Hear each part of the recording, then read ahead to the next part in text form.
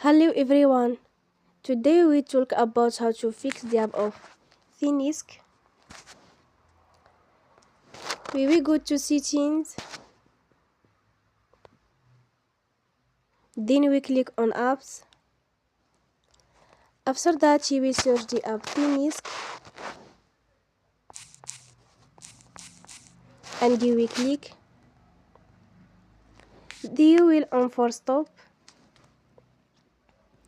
After that you will go to storage. Then we click on clear cache.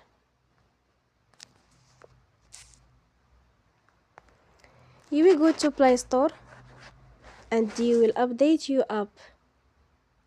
Don't forget to support us by like and subscribe. See you next time and thank you for watching.